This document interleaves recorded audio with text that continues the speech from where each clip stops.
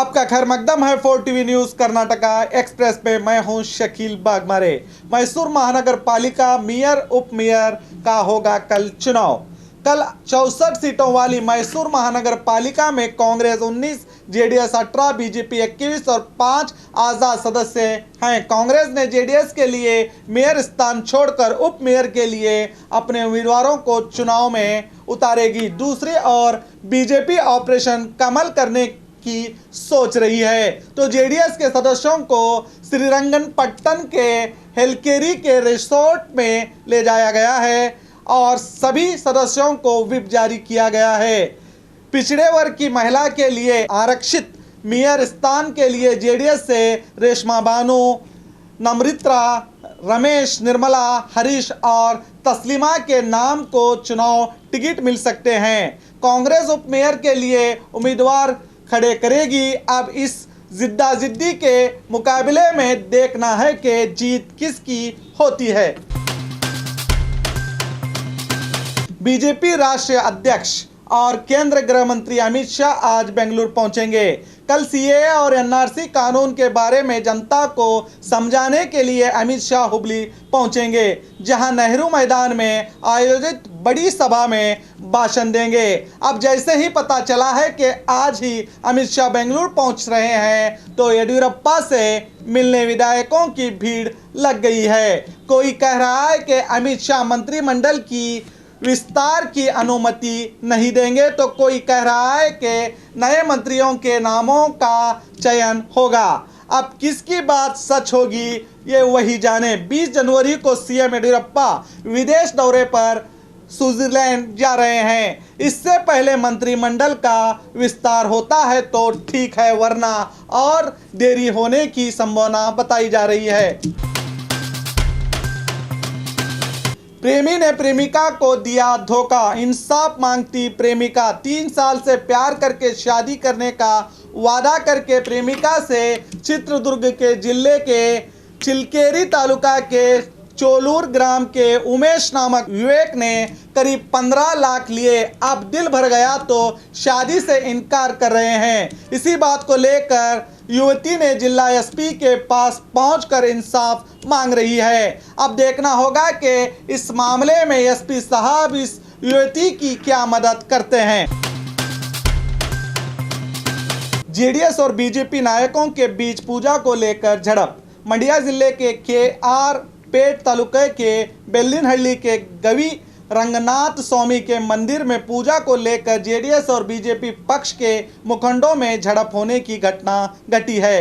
BJP MLA Narayan Gowda के समर्थकों और जेडीएस तालुका पंचायत सदस्यों दिनेश के समर्थकों के बीच पहले पूजा करने को लेकर हाथापाई की घटना घटी है। पुलिस बीच में आई और नारायण गौड़ा को पहले पूजा करने का मौका दे दिया, जिसके कारण पुलिस पर भी आग बबूला हुए जेडीएस मुखंड। कल हुबली में अमित शाह का कार्यक्रम, तैयारियां जोरों पर। सीएए और एनआरसी कानून को जारी करने के बाद अब जनता के विरोध को देखते हुए केंद्रीय गृह मंत्री इस कानून का खुलासा करने के लिए कल हुबली पहुंचेंगे। इस कार्यक्रम के लिए नेहरू मैदान में बड़ा पंडाल लगाया गया है।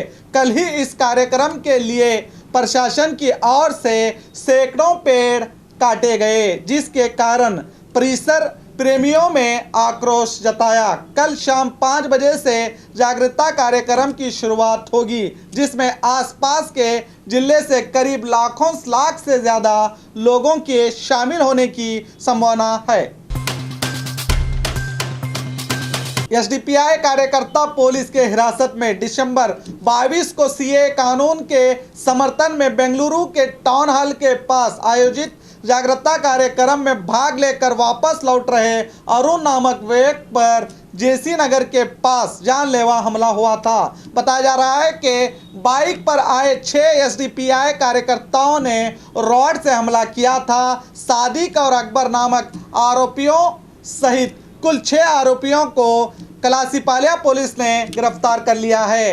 इसकी जानकारी देते हुए सिटी कमिश्नर भास्कर राव ने कहा कि इस जागरूकता कार्यक्रम में भाषण करने वालों को ठिकाने लगाने का इन आरोपियों का प्लान था, मगर कड़े पुलिस बंदोबस्त के कारण यह ना हो सका। एमईएस संगठन कार्यक्रम के लिए पहुंचे महाराष्ट्र के सचिव पुलिस हिरासत में। कन्नड़ा भाषा का विरोध करके मराठी भाषा के लिए किया गया आंदोलन में अपनी जान गंवाने वालों की याद में एमईएस संगठन की ओर से कार्यक्रम मनाया जा रहा है, जिसके चलते महाराष्ट्र से लोग आने की संभावनाओं को देखते हुए आज बेलगाम में पुलिस काफी होशियारी से काम कर रही है। आयोजनों को की तलाशी ली जा रही है। पुलिस की नजरों से बचकर इस कार्यक्रम के लिए महाराष्ट्र के आरोग्य सचिव राजेंद्र पाटिल पहुंचे तो पुलिस ने इन्हें गिरफ्तार कर लिया।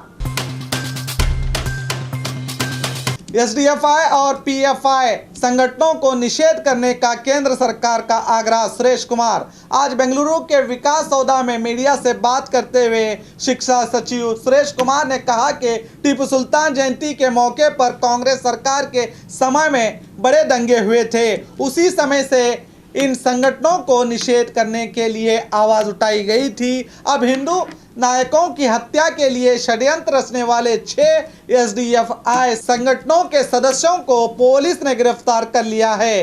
देश में शांति सुव्यवस्था के लिए खतरा पैदा करने वाले ऐसे संगठनों को निषेध करने के लिए केंद्र सरकार से आग्रह किया जाएगा, कहा सुरेश कुमार ने। और खबरों के लिए देखते रहिए 4 टीवी न्यूज़ कर्नाटका एक्सप्रेस।